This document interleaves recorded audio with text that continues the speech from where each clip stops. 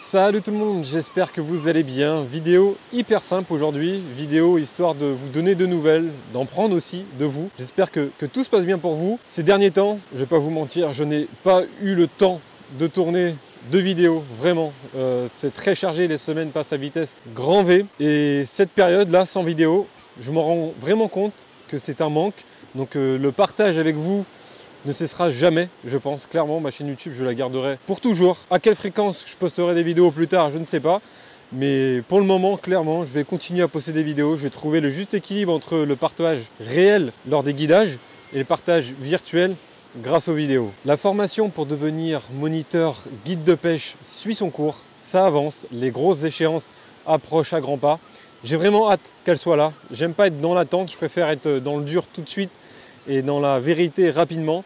Mais bon, c'est comme ça, il y a un planning à respecter, donc j'ai hâte de faire ces grosses échéances en espérant que tout se passe bien pour moi. Mais je vais être franc avec vous, je suis clairement en manque de mer. C'est un automne que j'ai passé beaucoup plus de temps sous les fameux néons blancs du système scolaire qu'en bord de mer, devant mes embruns, l'écume, etc. Donc j'ai vraiment hâte aussi de reprendre la saison. Je pense que je vais la reprendre à partir du 20 mars, premier créneau qui se présentera où je suis disponible et les conditions me le permettent, etc. Ça sera ouverture du bar. Clairement, j'ai vraiment hâte de relancer du leurre, de crapahuter, enfin tout ce que vous connaissez déjà. Petit vlog pour donner des nouvelles, pour en prendre, comme je vous l'ai dit, mais autant que ça soit en même temps légèrement utile. Vous entendez cette douce mélodie que j'aime tant? Donc le premier truc à faire l'hiver, en attendant la reprise, pour ceux qui arrêtent de pêcher, vous pouvez travailler vos nœuds, travailler des nouveaux nœuds, améliorer vos nœuds, etc. Les pratiquer, les utiliser, changer de nœud, trouver des améliorations. Il y a des nœuds toujours plus performants que d'autres. Je pense en l'occurrence le nœud FG en nœud de raccord entre la tresse et le fluoro. Si vous avez du temps devant vous, profitez de, je sais pas, de prendre 2-3 heures à vous exercer, un autre jour de 3 heures à vous exercer, etc. Des tutos nœuds sur YouTube, il y en a un tas. Vraiment, donc je ne vois pas pourquoi j'en ferais. Après, si vous êtes demandeur, n'hésitez pas à me le dire dans l'espace commentaire. Donc je vous ferai, pourquoi pas, une vidéo avec plusieurs nœuds, que ce soit du raccord, que ce soit des nœuds terminal, etc. Donc n'hésitez pas à me le dire dans l'espace commentaire. Pour ceux qui ont la chance d'être à proximité ou du moins pas très loin de leur spot, profitez de l'hiver pour aller faire des petits tours de temps en temps sur vos spots. Surtout les spots où il y a du sable. Ce sont des spots qui évoluent vraiment à vitesse grand V. J'ai certains spots en l'espace d'une semaine, ça peut changer totalement. Les heures de passage peuvent différer aussi. Donc profitez de ces moments-là pour aller voir s'il y a de l'évolution. J'ai eu des spots à crabes, vraiment, où c'était rempli de crabes verts. Et avec, suffit que du sable recouvre tout ça, les crabes clairement migrent, changent de zone. Donc c'est des petits indicateurs, des petits indices. Et en plus de ça, ça vous permet d'être sur le terrain, de regarder, de savourer, de sortir, de garder cette habitude à être dehors. Donc voilà le deuxième petit conseil de cette vidéo. Un autre petit truc qui est faisable l'hiver, c'est de découvrir de nouveaux spots. Vous n'allez pas le prospecter, etc. Vous n'allez pas connaître les heures de marée, etc. qui sont bonnes, le moment, les conditions météorologiques, etc. Mais lors de coef importants, là où la marée descend assez bas, vous allez 2 heures avant le bas de l'eau, vous faites une petite rando de 3-4 heures. Suffit d'avoir un appareil photo, votre portable, vous prenez quelques photos et vous faites du repérage comme ça, en vous baladant, en faisant une boucle. C'est très pratique, très utile.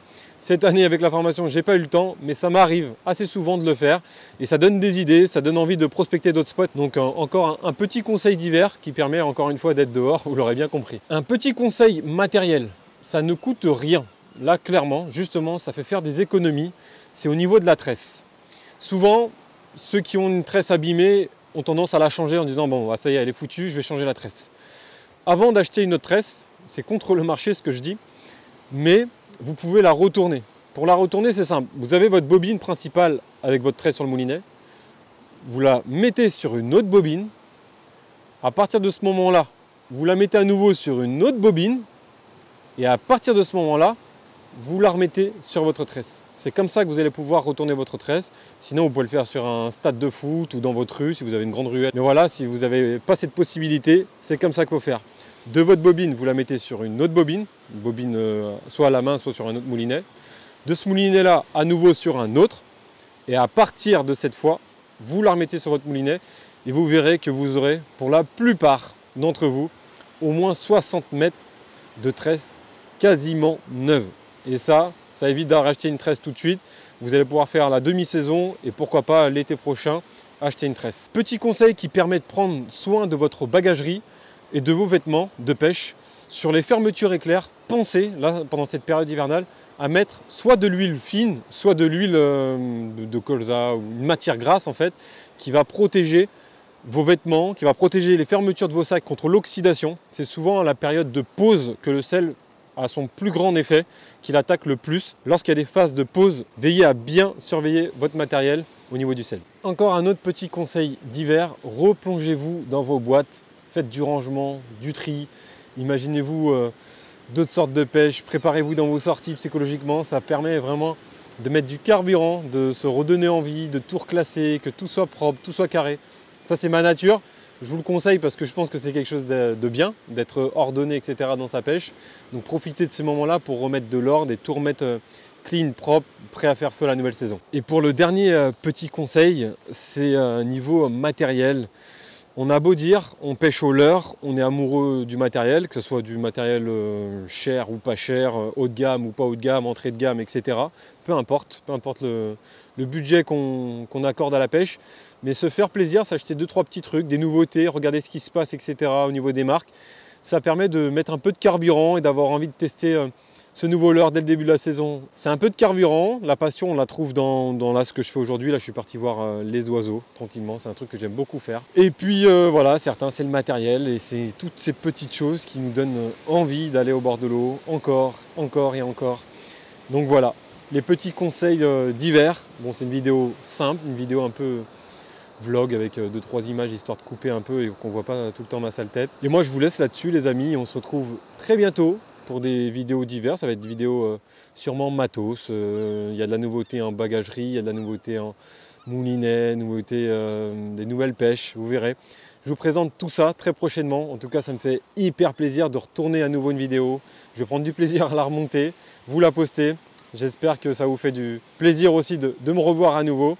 En tout cas, j'espère que vous allez bien surtout et que tout se passe bien pour vous, que l'hiver n'est pas trop long entre guillemets. Et je vous dis à bientôt. Et encore une fois, et je me rends compte là depuis on s'est séparés ou j'avais plus le temps pour ça. Merci beaucoup, merci pour tout, merci à tous mes partenaires, merci à vous tous vraiment du fond du cœur. Et je suis très content de ce que j'ai et je me rends compte du parcours que j'ai effectué depuis le début de YouTube. Donc c'est énorme. Un grand merci à vous tous et je vous dis à très bientôt pour de nouvelles vidéos. À bientôt les amis. Ciao.